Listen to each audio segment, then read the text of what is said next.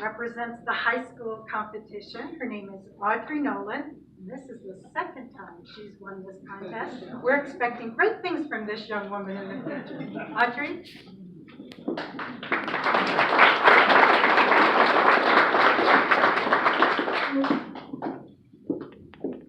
Thank you for having me. I don't know how I can follow that. That was pretty good.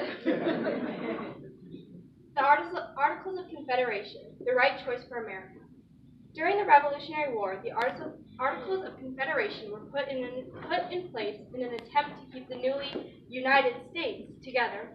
They were fighting for their freedom from a country that had been taxing them with no parliamentary representation for years.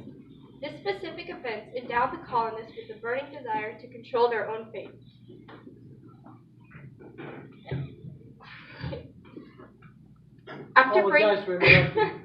After breaking away from England and its monarchy, the members of this new fledgling nation were terrified of an individual having too much power.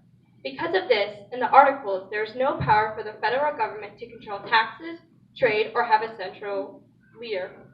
The Founding Fathers knew that the citizens would only trust the government if it was highly localized, because the citizens felt more allegiance to their state than to the Union as a whole.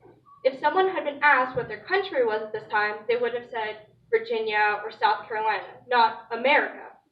Having a constitution as we have today would have been an unspeakable act of monarchical control. That's why the Articles were so weak, because nothing else would have passed. Although the Articles of Confederation are generally considered to have been a failure by most historians, I believe the opposite. While they were not very effective, they were exactly what the country needed at that time. Effectiveness does not always equal success. If the Founding Fathers had chosen to create a more heavy-handed central government that had more powers than the states, no one would have approved it. Because the Articles needed to be ratified by all 13 states, they needed to be a very loose confederacy to make sure that all the states felt that they have the power to control themselves.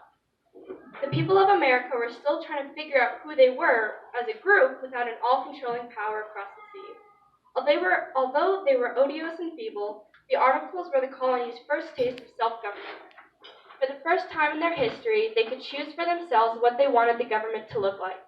While this was the beginning of democracy in America, there are so many contrasting ideas that the only way to appease the majority of Americans was to leave most of the power to the states. This seems like a very unstable idea to people nowadays, but it actually united the states and eventually paved the path to what we now know as our Constitution.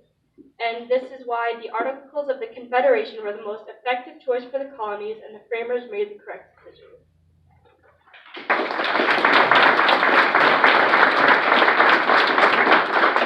Again, on behalf of the Los Alamos Republican Women, I would like to present Audrey with a $300 check and a congratulations, and thank you for being here.